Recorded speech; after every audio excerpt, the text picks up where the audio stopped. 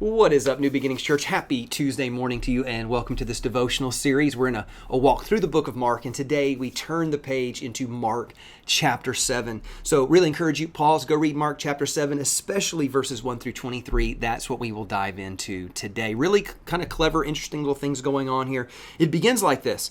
It says that the Pharisees and some of the teachers of the law who had come from Jerusalem, they gathered around Jesus.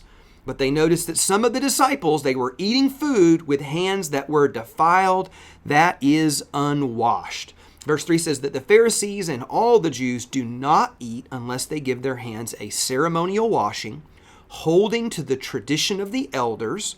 When they come from the marketplace, they do not eat unless they wash, and they observe many other traditions, such as the washing of cups, pitchers, and kettles. And that's in parentheses there. So now they get into this dialogue because what the Pharisees had done is that they had taken the Old Testament laws and then added to that. That's what that phrase is, the tradition of the elders. So they had something they referred to as the law or Torah, the instruction of God, and then they had added a bunch of stuff to that. And so one of the things that they had added was this very strict thing on washing of hands, as well as a bunch of other stuff. As a matter of fact, there's a word down here in verse number 11, he talks about the word Corban. Let me unpack that real quick here. What they had done was, again, because they had taken God's instruction and then added to it and then said, well, you got to follow all of this stuff too. And then one of the ones that Jesus really condemns is that these kids had earned money, and instead of taking care of their parents in their old age, they were saying, oh, well, no, I've already dedicated this money to God, to the Lord, and to the temple, and therefore I cannot use this money to help you out. It's already been dedicated.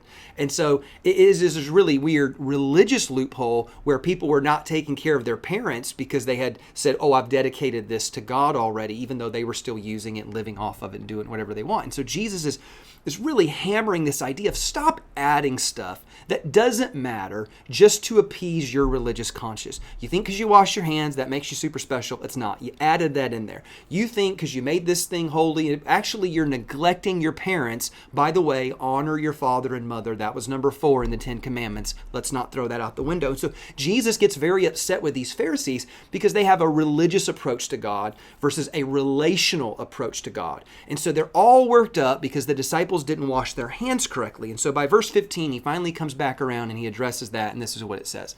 It says that Jesus spoke and said, nothing outside of a person can defile them just by them eating it. Rather, it is what comes out of a person that defiles them.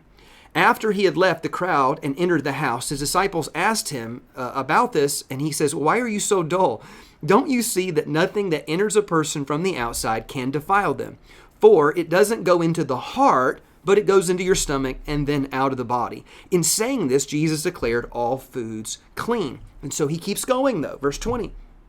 What comes out of a person, that's what defiles them. For it is from within, out of a person's heart, that come these evil things like sexual immorality, theft, murder, adultery, greed, malice, deceit, lewdness, envy, slander, arrogance, and folly. All these evils come from inside and defile a person. And so Jesus is leaning in here saying, hey, you know what I really care about?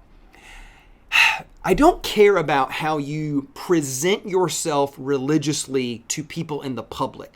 I actually care about what goes on in the deepest chambers of your heart. Because if I can get there, everything else will take care of itself. But if you have this idea of, well, because I went to church and I gave a little money and I helped that little lady across the street and I did these good deeds and I did my religious duties, now that allows me to have a pass on all the wickedness in my heart. Jesus is like, dude, you've completely missed the point. If you wash your hands, but then live like a completely defiled life in your heart, you have missed the point. And so just he's making you aware of this thing is highly relational between you and God. And God does not care so much about your formal presentation to everybody else. He cares about what's lurking in the deep chambers of your heart. Whatever is inside of your heart, that's what Jesus cares about most. So a big question is this: does Jesus have your heart? Second question is this: are you examining the condition of your heart? As a matter of fact, this word where it says that all these evils come from inside a person and defile a person, the idea of defiling a person is not just the idea of that you're unclean, but it's actually like you're polluted.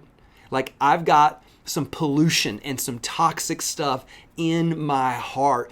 And Jesus knows that you cannot be a whole person, that you cannot experience an abundant life, that you cannot fulfill God's plan and purpose for your life if all of these types of wicked and evil things are just taking up residence in your heart. And when you look at this list, it's interesting because it's a combination of obvious outside sins, right? So for example, like if you murder somebody, I mean, that's something that you did to somebody else. That's really obvious and everybody could see it, right? He goes, that's how you treat people is so important. How you treat another person is actually one of the greatest indicators of the quality and the condition of your heart. But he does go on and address some other things too. Think about this. He addresses greed and arrogance and envy. Well, those are hidden sins, right? So he's not just dealing with outward sins. He's saying also check on the things that you can't quantify, right? Because nobody ever really says, I sinned today. I greeded today. Because normally we experience greed, again, the desire for more, the desire for what somebody else has to an inappropriate degree, and we just excuse that and we use other words to do that. Arrogance is another one. Arrogance and pridefulness. Nobody ever said to me, Todd, I need to confess, I prided today. No, it's something that's always lingering in your heart. And so what we want to do as Christ followers is just be so aware of the quality and the condition of our heart. Because if Jesus has our heart and we're examining the condition of our heart, then we will be on the path to abundant life. Can I get an amen to that? Church, I love you so much. God bless you guys. I will see you tomorrow.